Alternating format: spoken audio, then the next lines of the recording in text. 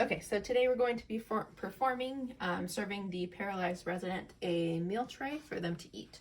So we have our supplies and we're going to make sure to perform hand hygiene, sanitize our hands, and then we will be ready to enter the patient's room. CNA, can I come in? Come in. Hello, Mrs. Jones. My name is Annie. I'm your CNA for today. Can I go ahead and check your ID really quick? Yes. And double check your name and date of birth? Perfect. That looks awesome. So we have the meal tray coming around to serve lunch, and I'm going to go ahead and get you set up to eat. Is now a good time to do that? Yes. Yes? Okay, perfect. So then we'll go ahead and make sure to leave the curtains open and the windows open, since this is more of a social procedure or a social time for the resident. And then we'll want to raise the head of their bed so that they're sitting upright and ready to eat, prevent any choking or anything like that.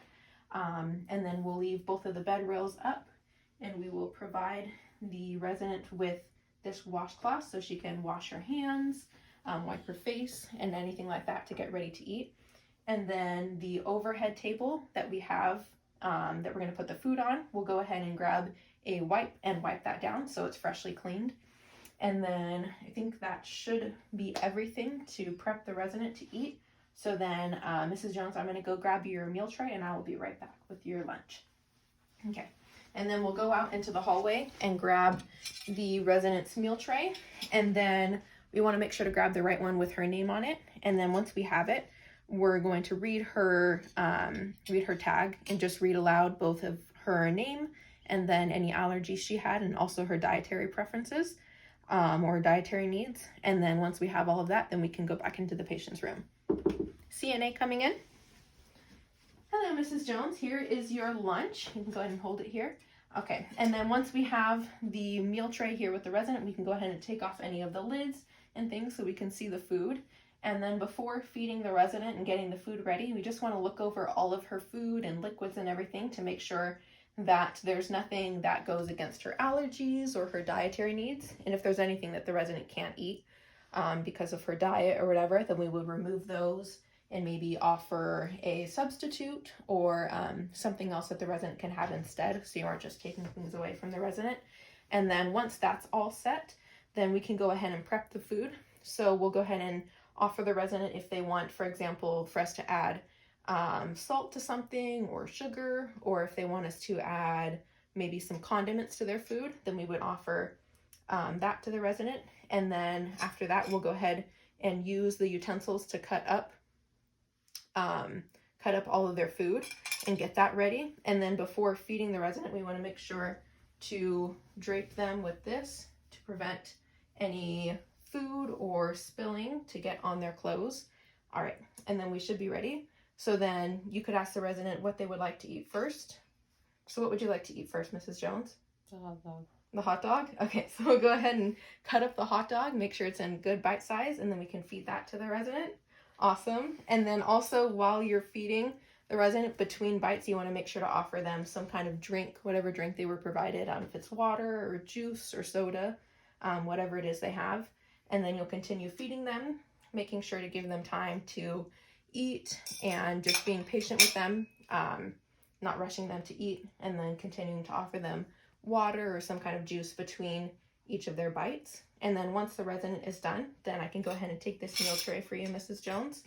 And then what we'll do is, while I'm gone, you can go ahead and use your washcloth to kind of clean off your hands and your face. And then I'll go and put the meal tray away. So we can take the meal tray and kind of just put it back on the tray where it was from once the resident is done. And then we can go back in and finish up cleaning. CNA coming back in. Hello, Mrs. Jones. I'm going to go ahead and take these rags for you and dispose them since you're done with them. And I'll take your towel as well and make sure to put that away. And then both of these, the washcloth and the towel, we'll want to bring to the linen so it can be washed now that they've been used. So we'll take those out on our way out. And then before leaving, we'll just want to make sure to position the resident however they feel comfortable. Maybe they'll want us to lower their bed back so they're laying, or whatever it is that the resident wants. And then we'll make sure to raise both of the bed rails on both sides. Make sure that the curtain is still open, the windows are open, And then we'll check their call light is there, check their alignment and that they're aligned, make sure the wheels are locked on the bed.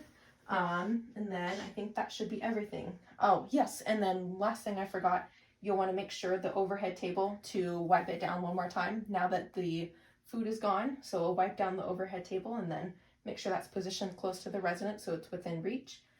Okay, Mrs. Jones, is there anything else I can do for you? No? Okay, perfect. So we'll go ahead and take our linens and then we can get going. Okay, Mrs. Jones, I left your call light there next to you, so if you need anything else, you can go ahead and press it and we will be here. And then we will exit the room. Make sure to put these dirty linens in the linen closet, and then after we will sanitize and document, and we're done. Yay! Okay, and then also when we take the meal tray out from the resident's room after they finish eating, we will also want to, before we dispose of the items, we'll want to look at their meal tray and record the percentage of the meal they ate, and then also the milliliters or cc's of liquid that they intook, so we can record their fluid intake and then also how much they ate of their meal.